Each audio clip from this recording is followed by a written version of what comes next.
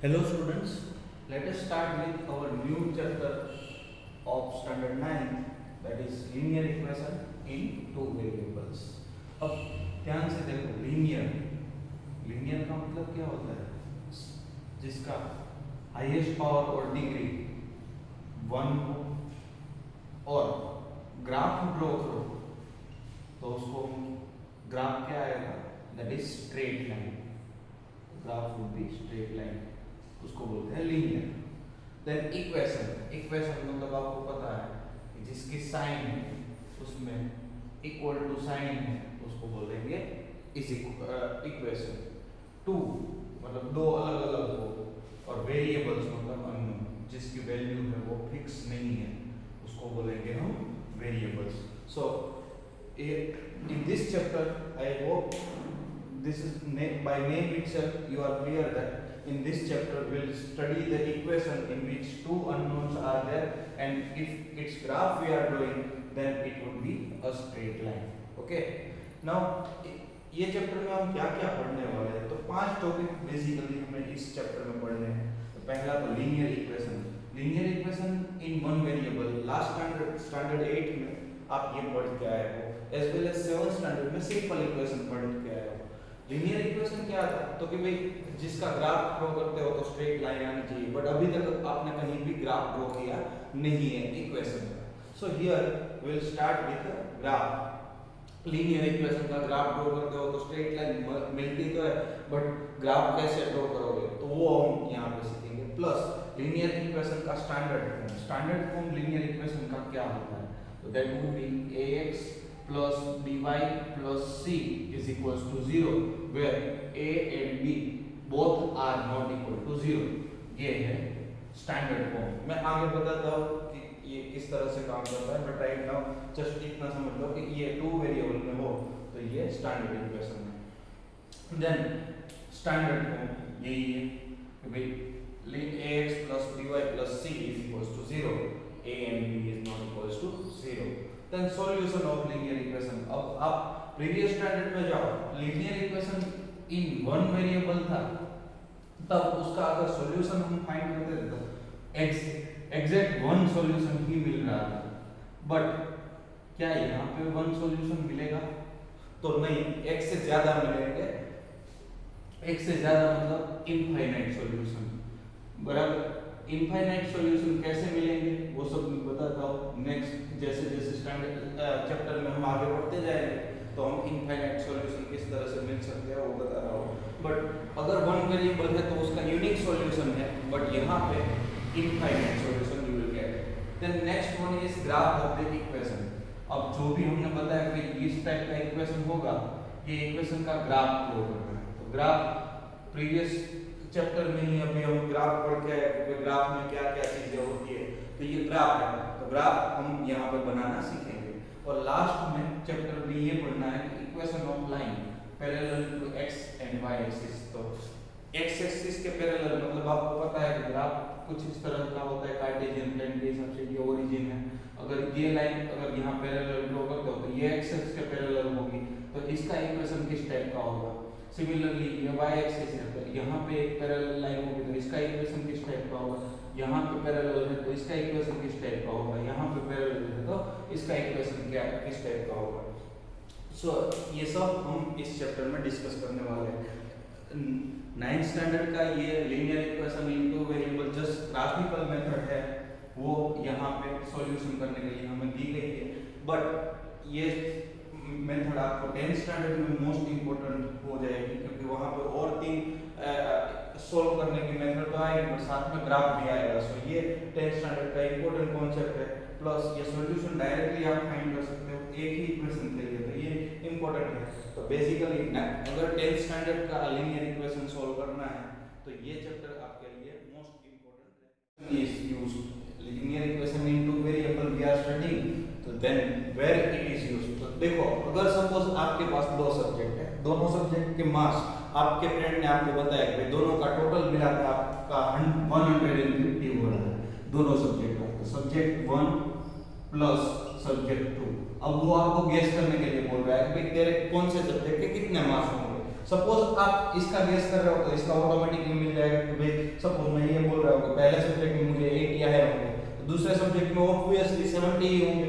अगर पहले सब्जेक्ट में 100 आए दूसरे सब्जेक्ट में ऑब्वियसली 50 होंगे। तो जब इस टाइप के कंडीशन हो तब हम क्या करते हैं, लीनियर इक्वेशन इन टू वेरिएबल की जरूरत पड़ेगी। क्यों? एक वेरिएबल अगर उसकी वैल्यू मिल जाती है तो ऑटोमेटिकली दूसरे वेरिएबल की भी वैल्यू हमें पहले वेरिएबल के हिसाब से मिलेगी। उसमें हमें ये नहीं है कि दोनों अज्यूम करो ये 100 होगा और ये 20 होगा तो 120 तो ये 120 होगा। सिमिलरली सपोज आप क्रिकेट मैच कर रहे हो, आपके ओपनिंग पार्टनरशिप हुई पे ये 100 रन से, अब 100 रन की पार्टनरशिप हुई तो कोई ना कोई एक बैट्समैन ने रन बनाए वो पता चल जाए कि सपोज पहले बैट्समैन ने 50 बनाए तो दूसरे के पता चल जाएंगे 100। तो अगर ये भी नहीं पता है ये भी नहीं पता तो x + y = 100 हम जो लिख रहे हैं that would be our equation। so इस तरह से जब भी हमारे पास दो कंडीशन हो और दोनों वैल्यू हमारे लिए अननोन हो तब हम लीनियर इक्वेशन इन टू वेरिएबल्स का यूज कर सकते हैं। चलो स्टूडेंट्स, लीनियर इक्वेशन इन टू वेरिएबल्स नाम से आपको पता चल गया कि जिसमें दो वेरिएबल होगा और उसका ग्राफ ड्रॉ करोगे तो वो स्ट्रेट लाइन होगा। So here we are starting with our very first part of this chapter, that is a standard form of linear equation। अब स्टैंडर्ड फॉर्म क्या है? तो स्टैंडर्ड फॉर्म मतलब जनरल फॉर्म, और कोई भी इक्वेशन को अगर हमें लीनियर इक्वेशन इन टू वेरिएबल्स है कि नहीं वो बताना है तो उसका स्टैंडर्ड फॉर्म अगर पता चल जाए कि भाई इस टाइप का दिखेगा तो उसको हम बोल देंगे कि भी लीनियर इक्वेशन है ax + by + c = 0 where a and b both are not equal to 0। Okay, इस टाइप का कोई भी इक्वेशन दिखे तो उसको लीनियर इक्वेशन इन टू वेरिएबल्स बोल सकते हो, जिसमें x है वो भी वेरिएबल है, y है वो भी वेरिएबल है, and a b c belongs to r मतलब ये रियल नंबर्स है। कोई भी नंबर्स हो सकते हैं, ऐसा जरूरी नहीं कि इसकी फिक्स वैल्यू ये a है वो अननोन है तो यहाँ पे 5 अननोन हो, नहीं। ये स्टैंडर्ड फॉर्म में हम बात करते हैं तो एक ही ये दोनों ही वेरिएबल है, बाकी तीनों है वो आपके क्या है रियल नंबर्स है, मतलब उसकी फिक्स वैल्यू होगी। अब स्टैंडर्ड फॉर्म के हिसाब से हम देखें तो सपोज ये 2x + 5 = 0, क्या ये लीनियर इक्वेशन इन टू वेरिएबल है? देखने से तो नहीं लगता कि भाई ये टू वेरिएबल है, बट अगर टू वेरिएबल में कन्वर्ट करना है तो कर सकते हैं। 0y + 5 = 0। देखो यहाँ पे ऐसा तो नहीं बोला था भाई a b और c तीनों चीजें में से कोई भी 0 नहीं होना चाहिए, हो सकता है 0, तो ये 2 है तो ये a हो गया, ये b हो गया और ये c हो गया, चलेगा। और ये दोनों वेरिएबल हो गए, हाँ चलेगा। यहाँ पे क्या बताया था a and b दोनों 0 नहीं होने चाहिए। अगर a और b ये भी 0 हो गया ये भी 0 हो गया तो 5 = 0 पॉसिबल ही नहीं है। That's why we can not say कि भाई a and b दोनों 0 होने चाहिए, दोनों एक साथ में 0 नहीं होने चाहिए। कोई भी एक 0 हो तो वो linear equation in one variable हो जाएगा, बट अगर उसका हमें ग्राफ ड्रॉ करना है तो हम उसको डबल वेरिएबल ले सकते हैं। That line would be parallel to x axis और y axis depending on the variable which is included. So वो सब हम लास्ट पोर्शन है हमारा चैप्टर का, equation parallel to x axis and y axis, तो उसमें हम पढ़ेंगे। राइट नाउ ये स्टैंडर्ड फॉर्म कुछ इस तरह से हमें दिखाना है। और exercise 4.1 first question is the cost of a notebook is twice the cost of a pen, write a linear equation in two variables to represent this statement। अब ये जो स्टेटमेंट दिया गया है उसको हमें वेरिएबल टू वेरिएबल वाले equation में लिखना है। तो ये किस तरह से लिख सकते हैं? तो हिंट दी है cost of a notebook x assume कर लो, cost of a pen is y assume कर लो। अब क्या दिया हुआ कंडीशन दी है तो कंडीशन के हिसाब से अकॉर्डिंग टू क्वेश्चन और कंडीशन क्या है तो कि भाई नोटबुक की प्राइस है, यहाँ पे मैं x रुपीस मान के चलता हूँ, ये y रुपीस मान के चलता हूँ, तो नोटबुक की प्राइस है वो इससे डबल है, ट्वाइस है। मतलब x है वो बड़ा हुआ, y है वो छोटा हुआ, तो जो छोटा है उस साइड हम क्या करेंगे मल्टीप्लाई करेंगे, तो x = 2y। So this is the first question. Now second question से हमें क्या करना है, express the following equation to in the form of ax + by + c = 0 and बाद में क्या करना है a b c की। क्वेश्चन नंबर 2 क्या है तो भाई express the following linear equation in the form of ax plus by plus c is equals to 0 and indicate the value of a, b and c in each case। मतलब हर एक को हमें ax plus by plus c form में लिखना है। पहला variable x होना चाहिए, दूसरा वेरिएबल y होना चाहिए और लास्ट में कांस्टेंट टर्म c होना चाहिए। सो इसको अगर मुझे अरेंज करना है तो I can write like this 2x plus 3y minus 9.35 bar is equals to 0। ये हो गया। अब इसको किसके साथ कंपेयर करना है तो comparing with ax plus by plus c is equals to 0। then a is equals to क्या हो जाएगा 2, b is equals to 3 and c is equals to minus 9.35। why minus because यहाँ पे प्लस है और यहाँ पे माइनस है। अगर यहाँ प्लस लिखना है तो ये माइनस में होना चाहिए तो minus 9.35 like that this we can write। now second question x minus y by 5 minus 10 is equals to 0 है। इसमें भी अगर हमें कंपेयर करना है तो ऑलरेडी ये ax plus by plus c is equals to 0 form में तो डायरेक्ट कंपेयर कर देता हूँ। तो comparing it with ax plus by plus c is equals to 0। a is equals to क्या हो जाएगा इसके साथ कुछ भी नहीं है तो 1 तो a is equals to 1। b is equals to इसके साथ क्या है तो ये पूरा टर्म होगा तो -1/5 and c is equals to क्या हो जाएगा ये पूरा टर्म बिकॉज साइन किसकी है माइनस यहाँ पे माइनस है। अगर ऐसा ना करना हो तो दूसरा ऑप्शन है इसको अगर एलसीएम ले लेता हो तो that would be 5x minus y minus 50 is equals to 0। then our answer is a is equals to 5, b is equals to -1 and c is equals to -50। both are correct। then next one third question में -2x plus 3y is equals to 6। तो इसको क्या लिख सकते हो -2x plus 3y minus 6 is equals to 0। ये हो गया क्योंकि 6 को मैंने इस साइड लिया तो वो माइनस हो गया। नाउ क्या करना है कंपेयर करना है तो कंपेयरिंग इट विथ किसके साथ कंपेयरिंग कर रहे हो तो कि भाई ax plus by plus c is equals to 0 के साथ। then a is equals to क्या हो जाएगा -2, b is equals to क्या हो जाएगा 3 and c is equals to -6।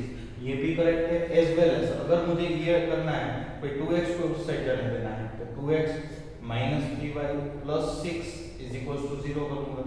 then ये भी करेक्ट है a is equals to 2, b is equals to -3 and c is equals to 6।